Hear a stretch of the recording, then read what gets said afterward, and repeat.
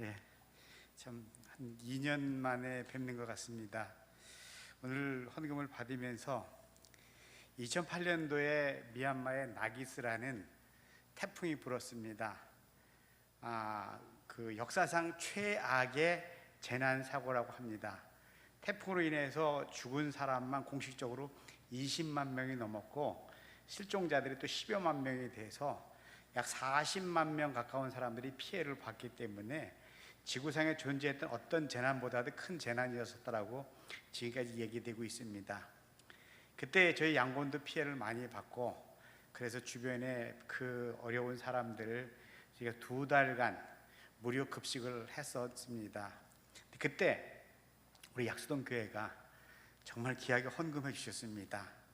제 기억으로는 한 거의 1,600만 원인가 되는 엄청난 금액을 헌금해 주셔서 그 금액 가지고 우리 그 선교센터 주변의 사람들을 2달간 무료 급식해 준 적이 있습니다.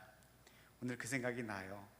정말 여러분들의 그 사랑 속에서 미얀마가 어려울 때, 위기 시에 그 사랑으로 그들을 저희가 섬길 수 있고 그 섬김을 통하여서 그들이 정말 하나님의 사랑을 잠시라도 느낄 수 있게 해냈던 것에 대해서 감사를 드립니다. 지금 또 이제 미얀마가 이 쿠데타 이후에 민주화 투쟁, 또 코로나 등등 해서 어떻게 보면 그냥 그 최악의 상태처럼 그렇게 되어져 가고 있습니다.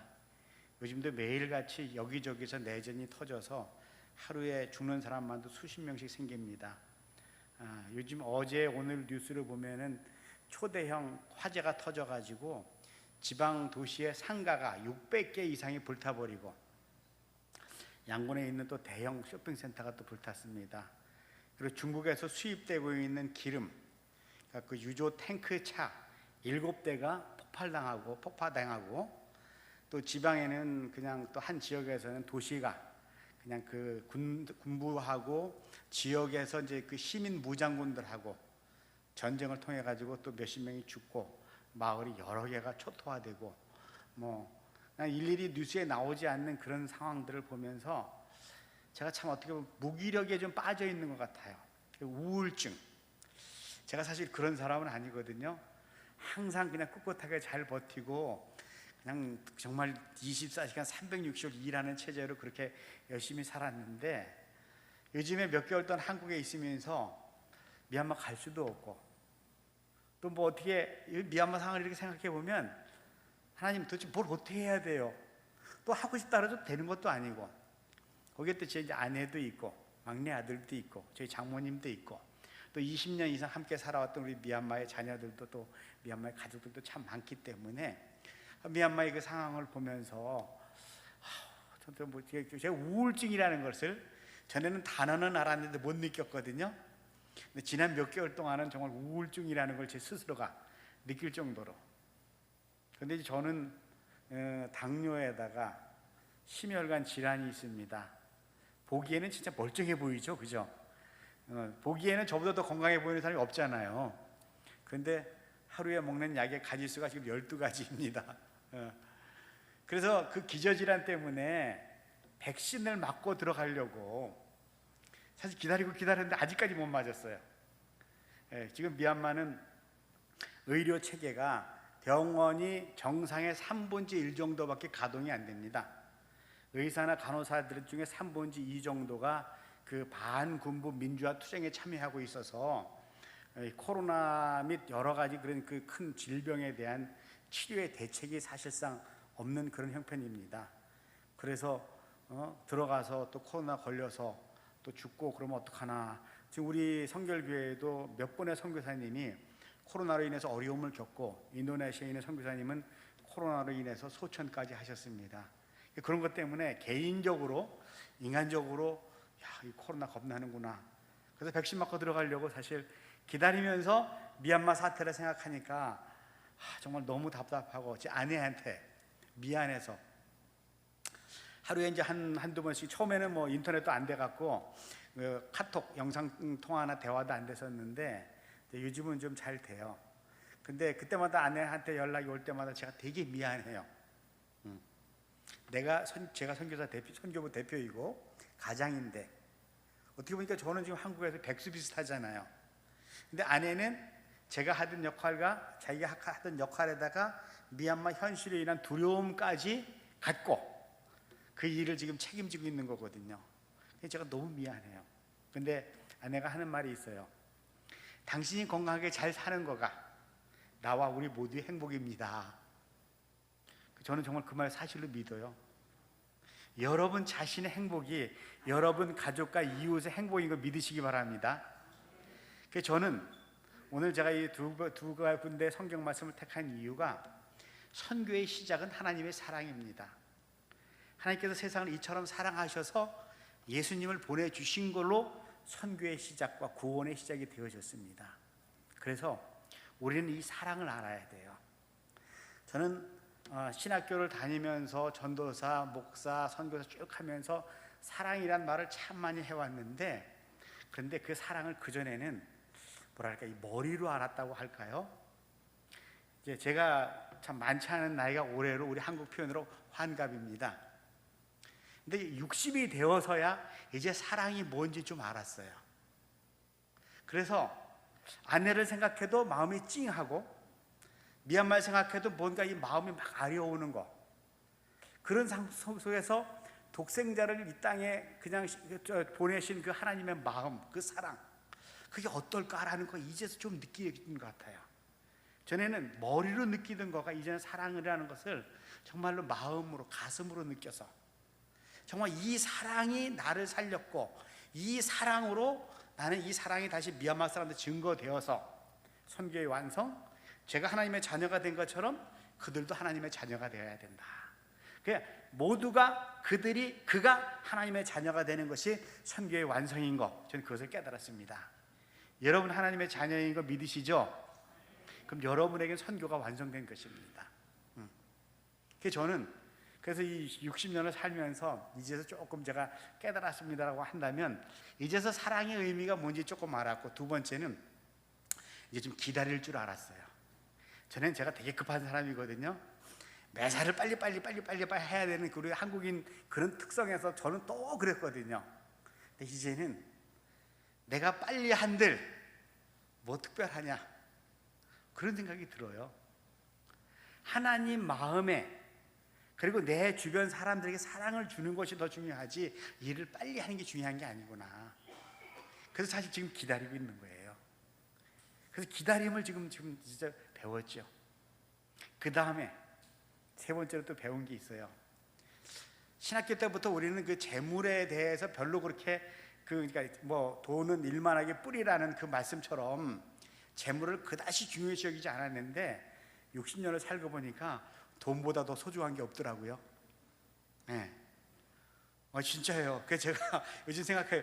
내가 만약에 좀 더 일찍 돈에 대해서 소중함과 그걸 깨달았더라면 선교지에서도 선교비를 더 어떻게 잘 활용할 수 있었지 않았을까. 네. 지금 한국에서 저희는 재산상으로는 정말 완전 무일푼입니다. 가진 게 정말 아무것도 없어요. 근데 돈 참 소중하다라는 거. 그래서 제가 복이 참 많아요. 그 중에서 제일 많이 있는 복이 일복이 많아요. 그래서 한평생 정말 일 많이 했어요. 두 번째, 인복이 많아요.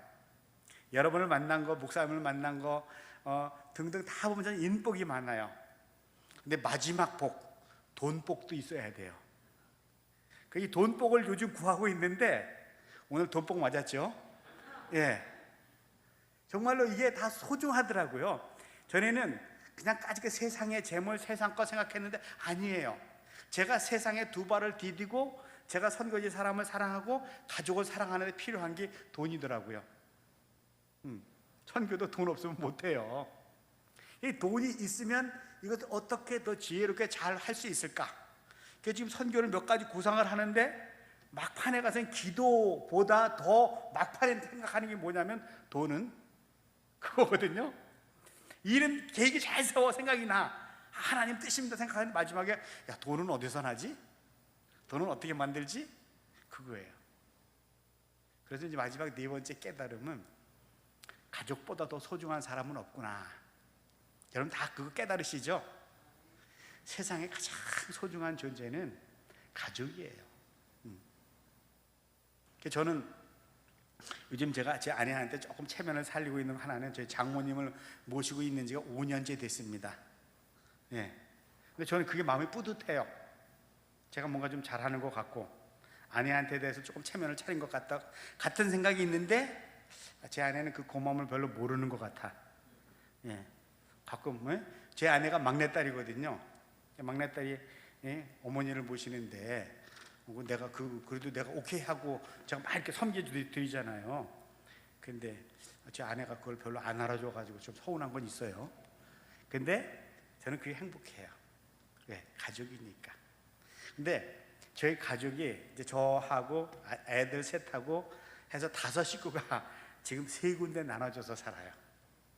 딸애는 지방에서 공부하고 아들과 저는 여기 있고 아내와 막내는 미얀마에 있고. 근데 그 세 군데에 있는 그 가족에 대해서 저의 관심은 항상 그들이 행복할까? 그들이 잘 지낼까? 하나님은 지금 여러분에게 묻고 계십니다. 사랑하는 딸아, 사랑하는 아들아, 너 지금 행복하니? 여러분 행복하십니까? 대답이 별로 없네요. 여러분 행복하세요? 하나님이 여러분에게 지금 묻고 계셔요. 야, 너 행복하니? 저는 그게 하나님의 사랑이라고 봐요.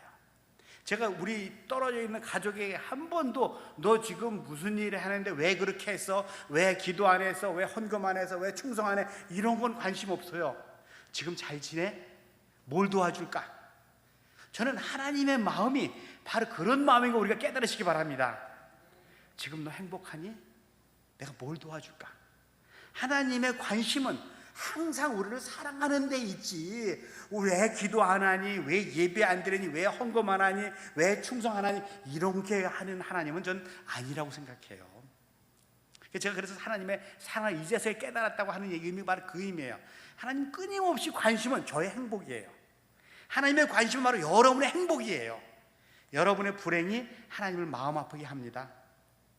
여러분의 여러 가지 고난 겪고 뭐 겪고 막 힘들어 하잖아요. 하나님이 힘들어 하신다고요. 여러분 정말로 힘들게 사시지 마세요. 육체적으로 물질적으로 힘들지만 그 힘들어함 때문에 하나님도 같이 힘들어 하셔요. 그래서 저는 깨닫는 게 내가 행복하자, 그거예요. 돈이나 다 떨어져 내가 행복하게 살자. 가족하고 내가 행복하게 살고 선교지에서 우리 미얀마 가족도 행복하게 살면 그걸 보시는 하나님이 그야말로 보시기에 좋았더라, 그겁니다. 여러분의 삶, 여러분의 지금 이 모습 하나님이 보시기에 좋았더라 라는 그 말을 들으실 수 있는 삶이 되어야 합니다. 그런데 우리는 가끔 오늘도 와서 그랬을지 몰라. 하나님, 아이고, 너무 힘들어요. 하나님이 죽을 놈의 코로나 너무 힘들어요. 하나님, 사업도 안 되고 뭐도 안 되고. 우리는 오늘 와갖고 잔뜩 푸념, 불명, 불만, 힘든 것만 만약에 여기서 많이 하나님 앞에 내놓는다 그러면 하나님이 얼마나 가슴 아프실까요? 알지, 하나님이. 예. 저도 그래, 미얀마에 힘든 거, 여러 가지 힘든 거, 하나님 맨날 힘들어 죽겠어요라고 하나님께서 하나님 더 마음 아프실 거잖아요. 세상이 비록 힘들지라도, 선교지가 비록 힘들지라도 나는 행복하게 이겨나가겠습니다고 할 때 하나님이, 야, 너 참 장하다, 우리 어깨 두드려 주시지 않겠어요? 예. 저는 그게 바로 요한복음 1장 12절에 있는 자녀의 도리라고 생각합니다. 자녀가 되는 권리가 있어서 자녀가 되었잖아요. 근데 이제 자녀는 부모를 행복하게 하시기 바랍니다. 부모는 내리사랑으로 무조건 자녀들을 위해서 애쓰잖아요. 여기 계신 부모님들 너무너무 잘 알잖아요. 자나깨나 자식 잘 되는 거, 그게 부모 마음이잖아요. 하나님의 마음은 자나깨나 우리들이 잘 되고 행복하기를 원하시는 분, 그러기 때문에 독생자까지 우리에게 주신 그 하나님의 그 마음, 내리사랑 중에 내리사랑, 우리 그걸 받았잖아요. 그러면 그 사랑에 보답하는 방법은 내가 행복하게, 내가 잘 살게, 내가 건강하게, 그게 하나님을 위한 그 마음, 그 행위를 우리는 이제 정말 실천하고 삶으로 보여드려야 돼요. 하나님 보시기에 좋지요. 그게 바로 여러분의 행복이 하나님의 기쁨인 걸 깨달으시기 바랍니다. 여러분의 불행과 힘든 거 그거 하나님 앞에 보이기보다는 나의 행복, 내가 잘난 거, 그거. 저도 요즘 아이들한테 관심 있는데 항상 잘 됐다는 소리 때문에 신나고 박수치지, 뭐 힘들어 죽겠어. 이것도 힘들어 저것도 힘들어. 이제 큰 아들이 투잡을 뛰어요. 낮에는 직장 다니고 저녁에는 카페 일을 해요. 코로나 덕에 이제 대출 받은 게 있어서 뭐 돈도 갚아야 되고 뭐 정말 아침에 8시 출근하고 저녁에 새벽에 보통 밤에 어떨 때 12시 들어와요. 아니면 새벽 뭐 1시 2시 들어와. 그때 또 다시 출근해야 돼요. 보면 너무 안쓰러워. 그런데 본인 스스로가 아빠 나 그냥 이렇게 사는 게 행복해. 자기의 선택에 자기가 책임지고 열심히 사는 그 모습에 안쓰럽긴 하지만 저는 마음이 뿌듯해요. 저렇게 열심히 사는구나. 네. 저는 바로 그거예요. 저나 우리 선교지 백성이 자녀로서 권리를 누려서 행복하게 다시 하나님을 기쁘게 해드리는 것. 그런데 지금 이제 미얀마의 현실을 보면은 정말 이렇게 인간적으로 이렇게 표현해 보면 정말 미치고 팔딱 뛰길 정도죠. 그런데 그 속에서 어떻게 하나님을 행복하게 해드릴까라는 거죠. 죽어가는 사람이 크리스찬들도 많고, 지금 그 한 도시가 그 군부대랑 싸워가지고 거의 초토화되다고 한 밍닷이라는 도시는 크리스찬 도시입니다. 거기 지역 주민의 90%가 크리스찬이거든요. 근데 거기에서 제일 시민군들이 무장을 해가지고 군인들이랑 군사정부랑 싸워가지고서는 그냥 정말 수십 명이 죽고 그냥 수천 명이 그냥 난민처럼 산으로 도망가고. 그러면 어떻게 해야 될지 모르겠어 이거거든요. 우리가 민주화를 돕는다 그러는데 그 민주화를 돕는데 민주화를 위해서 낸 돈 가지고 민주화 세력들이 무기를 사요. 솔직히 무기를 사서 그걸로 또 지금 군인들을 공격하거든요. 그러면 이게 살인행위다 이거예요. 아니 어떻게 해야 돼요 이거? 뭐 생각해 보면 이것도 어떻게 모르겠고 저것도 모르겠고 막 그래요. 근데 그 속에서 도대체 어떻게 해야 하나님을 기쁘시게 할 것인가? 가끔은 저는 그래. 너무 크게 생각하지 말자. 오늘 내가 여기서 우선 행복하자. 그리고 오늘 내가 여기서 도울 수 있는 사람들, 도울 수 있는 데까지 돕자. 제가 할 수 있는 한계가 미치지 않는데 거기까지는 제가 고민을 또 앉지 말자. 요즘 그러고 있습니다. 그러면서도 미얀마 민주화를 위한 여러 가지 지금 그런 모임들을 제가 돕고 있고, 또 미얀마 민주 정부를 위해서 이렇게 열심히 헌금도 하고 뭐 그쪽에 있는 고위층들이랑 통화도 해서 여러 가지 뭐 필요하다는 것 좀 사람도 소개해주고 막 그렇게 하고 있습니다. 근데 그게 다 제가 감당할 수 있고 제가 행복해서. 근데 제가 못할 것까지 하나님께서 요구하시는 분이 아니라고요. 억지로는 절대 아닌 것 같아. 여러분께서 여러분의 삶이 여러분이 행복한 선에서, 감당할 수 있는 선에서 하나님을 기쁘게 하시기 바랍니다. 무리하지 마세요. 무리한다고 하나님 받으실 거 아닌 것 같아. 그래서 저는 하나님의 사랑, 그리고 하나님의 사랑 때문에 자녀가 된 것, 그것 때문에 저는 참 기뻐요. 그리고 행복해요. 지금 제 주변에 있는 가족들에게도 마찬가지예요. 그래서 이전에는 막 이렇게 저거 참 아는 것도 많이 아는 척하고 일도 많이 하는 것 같고 막 그랬는데 요즘은 굉장히 단순해졌어요. 제가 스스로 생각해도 어떨 때 좀 바보 같아. 설교도 잘 못하고 뭐 일할 때도 어떨 때 너무 단순해요. 생각이 많이 안 나.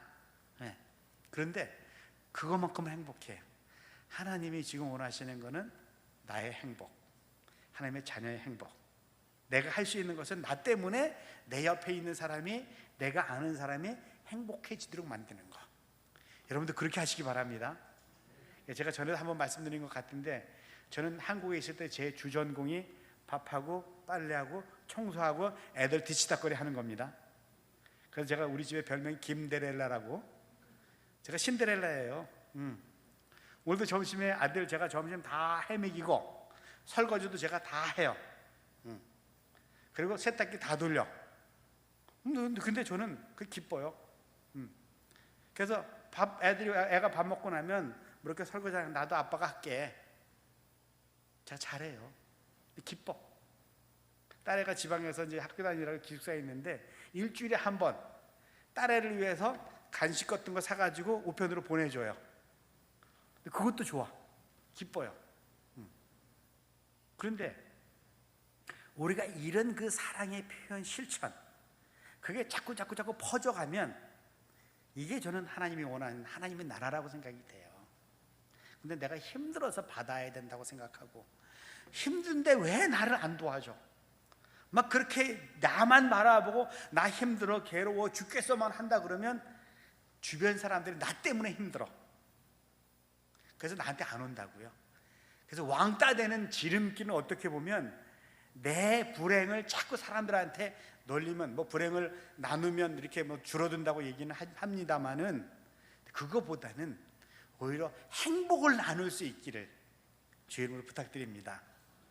근데 행복은 비교해서 나오는 게 아니고 자기 스스로가 자기 스스로가 하나님 보시기에 내 스스로가 행복하면 그거 되지 않아요? 사람들이 너 행복한 거야, 너 부자야, 너 잘났어, 이거 인정 안 해줘도 되잖아요.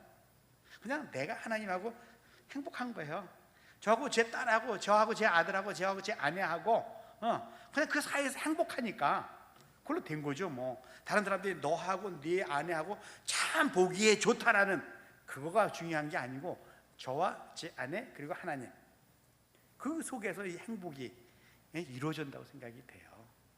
그래서 지금 미얀마가 군부는 자기네들 특권을 잃어버리지 않기 위해서 정말 어떻게 보면 발악처럼 정말 최악의 사태를 계속 몰아가고 있고, 주권을 뺏기고 민주를 뺏긴 국민들은 그 민주를 회복하려고 지금 특별히 젊은 세대 중심으로 목숨을 내걸고 지금 사실 투쟁하고 있거든요. 그 속에서 참 선교가 뭔지 어떻게 해야 될지 몰라요. 그렇지만 지금 당장 제가 있는 곳에서 제가 뭘 해야 될지는 알겠더라고요.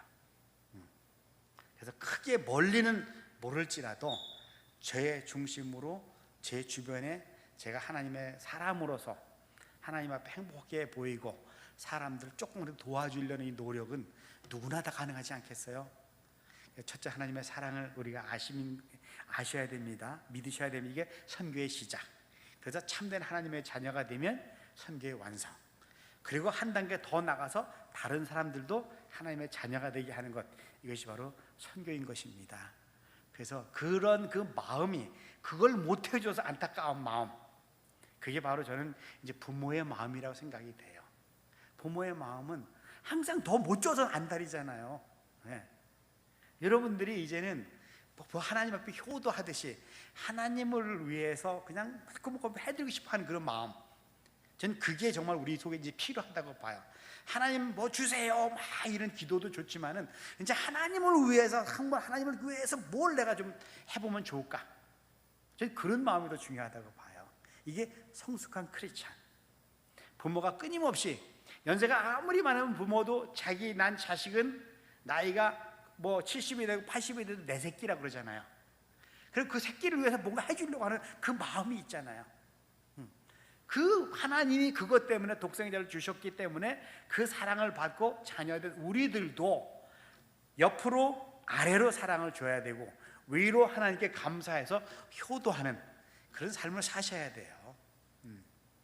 그래서 바로 제가 오늘 이 정막에서 하나님의 사랑과 그 사랑이 곧 우리에게 받아지면 우리는 이제 부모된 마음으로 다른 사람들을 사랑하고 또 진짜 자녀들을 더 사랑하시기 바래요. 진짜 사랑의 실천은, 이거 요즘 보면 등잔빛이 어딘가 등잔빛이 더 밝잖아요. 그것처럼 우리의 가족에게 더 많은 사랑을 베푸시기 바래요. 저는 이전에 좀 그런 얘기를 들었어요. 제 아내한테, 당신 다른 사람한테 하는 것만큼 나한테 해주면 안 돼? 그러니까 제가 선교사로서 미얀마 사람들한테는 어쨌든 천사 같은데 아내한테는 그냥 별 볼 일 없는 남편. 아이들도 그래요. 아빠는 미얀마 사람 더 사랑하지? 미얀마 사람들한테는 자꾸 퍼다 주고 뭐 하다 그러는데 애들한테는 또 가끔 시간도 못 주고 막 이렇게 엄격하게 야단치니까. 그러니까 밖에 가면 사랑스러운 목사고 선교사였는데 안으로 딱 들어오면 그냥 그런 사람. 그게 이전에 제 모습이었던 것 같아요. 그래서 제가 요즘 많이 노력을 해요. 좋은 남편, 좋은 아빠가 되기 위해서. 왜냐하면 제가 이제 그 하나님의 사랑을 바로 있는 자리에서부터 이게 하나님의 사랑이 흘러나가야 되니까. 여러분들도 바로 여러분이 있는 가정, 여러분이 있는 그 사회에서부터 여러분을 위해서 하나님의 사랑이 흘러넘치시기를 부탁드립니다. 예, 이제 잠깐 우리 미얀마 동영상 좀 보여주세요. 예, 보면서 제가 좀 이제 설명드리겠습니다. 지난 여러 해 동안 사실 저것도 만들어 놓은 지가 이제 2019년인가 만들어졌습니다. 예, 잠깐 스톱 시켜주세요. 제 자랑스러운 가족들 좀 보여드려야죠. 예, 제 가족 사진 나오는 거. 예, 이거 딱 스톱. 예. 저게 2019년도인가 18년도인가 찍은 사진입니다. 근데 5 식구가 똑같이 얼굴 모양이. 예. 정말 이상하게 이렇게 다 똑같이 닮았어요. 그래서 저는 생각해야 돼요. 제가 처음에 태국 갈 때 제 아내랑 저랑 단둘이 가서 나올 때에 아들, 딸 둘 데리고 넷이 나왔어요. 미얀마 들어갈 때는 아들, 딸 그리고 저하고 저희 아내하고 넷이 들어갔어요. 근데 지금 저렇게 5이 됐죠. 예. 그래서 저는 정말 이 가족으로 인해서도 하나님 앞에 너무너무 감사하고, 제가 제 아내한테 늘 평생 동안 아내한테 세뇌시킨 게 있어요. 당신 인생에서 제일 잘하는 거 2가지야. 명심해. 첫째는 나와 결혼한 거, 둘째는 애 셋 낳은 거. 예. 이 2가지가 제 아내한테 제일 잘했다고 제가 강조하는 거예요. 근데 제 아내도 동의해요. 그렇게 해서 저 가족이 있어서 제가 지금까지 사역할 수 있었고 행복할 수 있었고 앞으로도 또 행복할 것입니다. 이렇게 돌려주세요.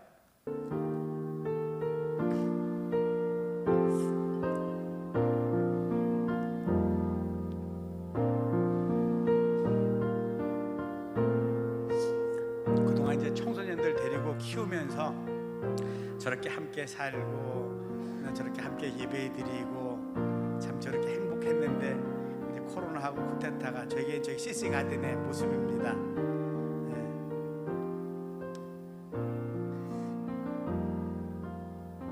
아이들 이제 CC 가든의 교회이고요. 20여 년 전에 미얀마 처음 갈 때는 정말 이민 가방 2개 들고 들어갔는데 지금은 많이 컸습니다. 저거 이제 봉제 직업훈련원입니다. 현재도 진행하고 있습니다. 학교 갈 수 없는 청소년들을 데려다가 3개월 과정으로 봉제 훈련을 시킵니다. 3개월 후에는 이제 본인들이 다른 공장에 취직을 하러 가거나 아니면 저기 남아서 일을 하거나 이제 그렇게 합니다. 그래서 이제 저기서 3개월 동안에는 이제 먹고 생활비, 용돈 정도 주고 3개월 후에는 정식 월급을 받습니다. 여기는 이제 저희 집이 같이 사는데 우리 이제 선교부 이제 청소년들하고 늘 아침 저녁 예배하고 저렇게 특별할 때 저희 집 사람이고요. 성탄 행사 때 모습입니다. 약수동 교회가 지어졌던 그 예배당이에요. 조금 전에 예배당이에요. 이게 지금 현재 양권서희 선교센터 모습이고요. 저건 청소년 훈련 끝나고 찍은 사진이고요. 전체 이제 청소년들만 연합 예배 드렸을 때 모습입니다. 이제 청소년들 분반, 그러니까 전 물축제 때 모습.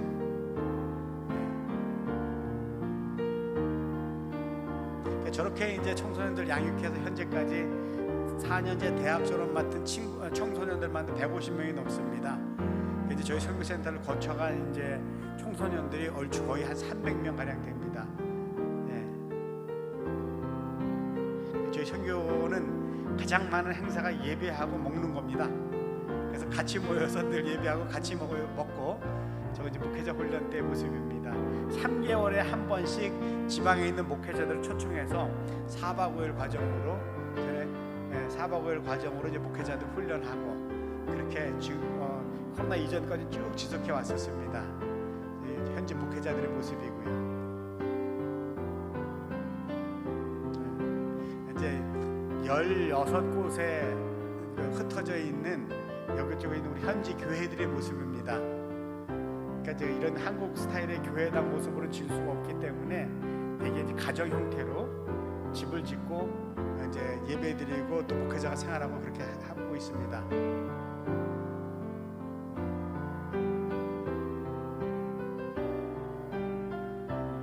호텔에 있는 교회입니다.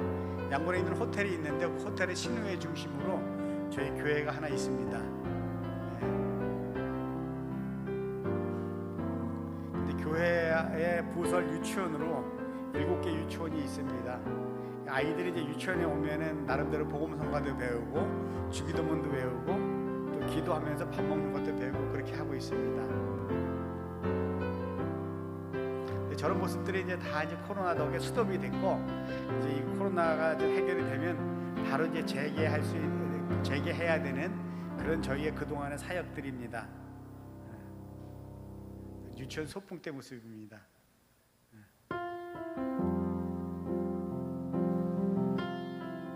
근데 신앙 교육은 조기 교육이 참 중요하다고 하잖아요. 어렸을 때부터 저희는 하나님의 좀 자녀가 될 수 있는 그런 이제 마음으로.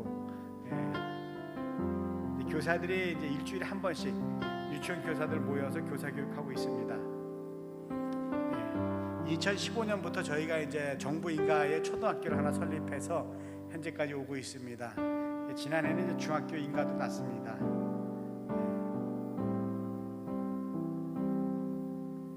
그래서 98%가 안 믿는 아이들이 들어와서 그 나름대로는 또 얘들도 복음성가 하고요. 그 다음에 주기도문 외우고 다들 성탄절에 같이 우리 성탄 예배 드리고 그렇게 하고 있습니다. 학생들 이제 교복 입고 기념 촬영한 모습입니다.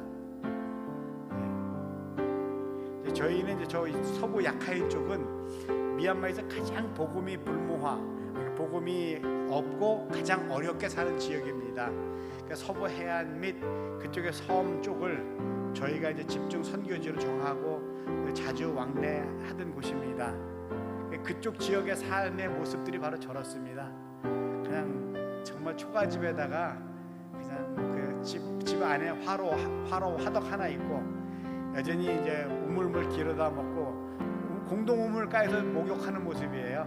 하루에 오후에 저게 이제 물통. 예. 집들이 그 해안가에는 저렇게들 살아요. 아이들이 신발도 없이 그냥 저렇게. 저 아이들 중에 일부를 저희가 이제 데려다가 양곤에서 교육시키고 있는 거죠. 저 얼굴에 바른 건 미얀마 화장이고요.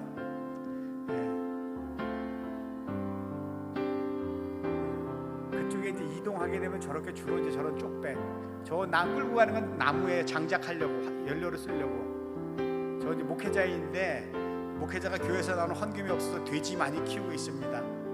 목회자 가정하고 이제 저희 기념 촬영한 거고요.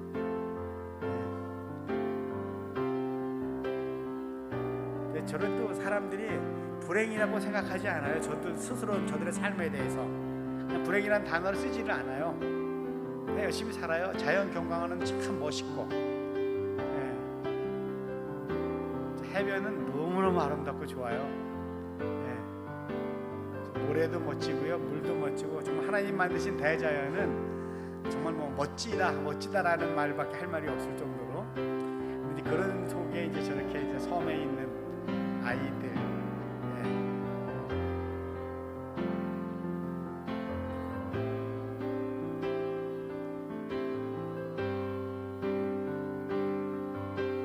근데 저런 섬에 있는 아이들을 저희가 이제 데려다가 잠시 후에 나오게 되는 시드웨이라는 도시에 선교센터를 세웠습니다. 그래서 그 선교센터에서 아이들이 이제 중학교, 고등학교를 다닐 수 있도록 저희가 그렇게 서포팅해서 현재까지도 이제 중학교, 고등학교 재학생들 한 30-40명이 그 시드웨이라는 도시 선교센터에서 공부하고 또 예배드리고 그렇게 하고 있습니다.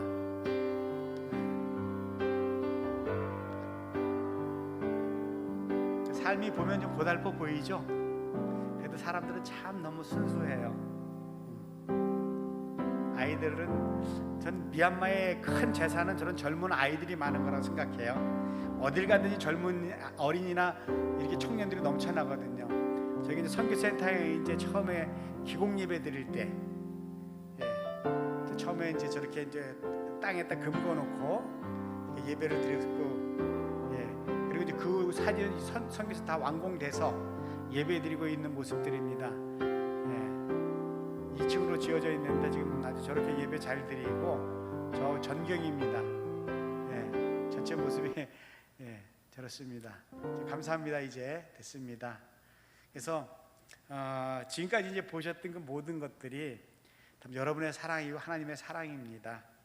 뭐 어떻게 보면 하나님을 전혀 모르던 그런 지역에 또 그런 사람들에게 저런 이제 선교센터가 생기고 저기에서 아이들이 와서 공부하면서 하나님도 또 성경도 배우고 그렇게 해서 저희가 처음 시작해서 올해로 벌써 이제 미얀마 선교 사역이 이제 24년이 되었습니다. 예. 그래서 지금 그때 이제 처음에 지내왔던 청소년들이 지금은 정말 40 넘은 어른들이 되어서 지금 저희 선교에 아주 큰 일들을 감당하고 있습니다. 그래서 참 감사하고 그들에게 저희가 이제 부탁하는 거죠. 이제 너희들 스스로 이제 미얀마를 선교해야 한다. 이제 선교사의 시대가 아니라 미얀마 분들에 의한 미얀마 선교의 시대. 그래서 저희가 지금 강조해서 억지로라도 저희가 막 헌금도 내게 하고요. 한국에서 이렇게 선교를 위해서 손님들 오시면 우리 미얀마 이제 현지 성도들이 대접하게끔 그들 모시게끔도 하고 있고 뭐 그렇게 해가지고 이제 어느 정도는 그래도 저희는 선교부가 좀 잘 자리를 잡아갔습니다. 그렇게 진행하고 있고 이제 이 어려운 이 코로나나 이제 쿠데타가 좀 안정이 되면 하나님 어떻게 선교를 해야 될까요? 그게 사실 저의 가장 큰 기도 제목입니다. 지금 되어져 있는 이 혼돈, 태풍이 막 불어오는데 태풍하고 맞설 수는 없잖아요. 그래서 이제 태풍이 좀 비켜가고 잠잠해지면 그때 이제 또 새롭게 시작해야 하는 것처럼 지금의 미얀마의 이 코로나와 쿠데타 폭풍이 가라앉으면 하나님 어떻게 할까요? 그것이 저희 요즘 기도 제목입니다. 이전의 방식하고는 분명히 뭔가 달라져야 할 것이고 이제는 정말 이전에 저희가 한국에서 많이 갔다가 하고 한국 사람 중심으로 했던 그런 것이 아니라 뭔가 새롭게 업그레이드 되어 있는 그런 선교를 해야 된다고 생각합니다. 이제 우리 이전에 한국 교회가 서구 선교사들에 의해서 복음이 시작이 되었지만 한국 성도도 스스로 부흥해서 여기까지 와서 지금 이 동남아를 비롯한 전 세계에 가장 많은 선교사를 보내고 있지 않습니까? 예. 그런 우리 한국 교회의 이 업그레이드, 이 성숙한 이 선교적인 모습처럼 이제 미얀마의 사람들도 이제서 이제 좀 성숙한 그런 선교를 위해서 또 자국의 그 부흥을 위해서 나가야 된다라고 그렇게 생각합니다. 근데 그런 그들을 위해서 선교사나 선교부가 어떻게 해야 할까? 그게 이제 저희는 제 스스로의 어떻게 보면 하나님 앞에서 길을 인도해 주세요라고 구하고 있는 기도의 제목입니다. 그래서 저는 특별히 여러분 부탁드리고 싶은 것은 우리 앞으로의 선교의 방향 설정 그것을 위해서 기도해 주시고 그리고 두 번째는 지금 양곤에 있는 저희 선교부 가족들 그리고 그 가운데 있는 제 아내와 아들을 위해서 또 기도해 주시기 바랍니다. 사실은 돌아보면 하나님의 은혜였고 돌아보면 다 감사하잖아요. 뭐 막상 닥쳤을 때는 막 이것도 저것도 막 분주하고 막 힘들고 막 그럴 수도 있는데 근데 돌아보면 정말 다 감사해요. 하나님께서 이렇게 우리를 인도해 주셨구나, 사랑해 주셨구나. 그래서 저는 지난 저의 선교의 생활이 참 큰 축복이었습니다. 큰 행복이었습니다. 저는 그렇게 지금 간증하고 있습니다. 실제로 저는 정말 하나님 안에서 제가 이렇게 사람들에게 사랑을 나눠줄 수 있다는 것 자체에 너무 감사하고 이제 이 사랑을 어떻게 저들에게 더 잘 표현할까 그게 이제 저의 어떤 관심입니다. 여러분들께서 그동안 미얀마를 기도해 주신 거 다시 한번 감사드리고 이제 좀 안정이 되면 다시 이제 여러분들 다 미얀마로 모시고 싶습니다. 여러분들의 그 사랑의 열매가 이렇게 저기 보셨던 것처럼 저렇게 선교지에서 잘 되어지고 있는 것처럼 앞으로 또 다른 그런 그 업그레이드되고 또 성숙한 선교의 모습을 여러분이 보시면서 하나님 감사하고 또 함께 하나님 나라의 큰 역사를 감당할 수 있기를 주의 이름으로 부탁드립니다. 기도하겠습니다. 하나님 고맙습니다. 우리 미얀마를 사랑해 주시고 우리 또 약손교회를 사랑해 주셔서 하나 되게 하여 주셨고 그것으로 인해서 우리 미얀마에 정말 선교가 잘 되어져서 하나님께 영광 되고 우리 모두 기쁨 되게 해주신 것 감사합니다. 그러나 지금 어려운 미얀마 현실을 주께서 받으셔서 정말로 참된 평화가 있는 미얀마 하나님 앞에 늘 찬양과 영광 돌림이 끊이지 않는 미얀마가 되게 하여 주시옵소서. 은혜 주시고 사랑 주시고 모든 것 감사하고 예수님의 이름으로 기도드렸사옵나이다. 아멘.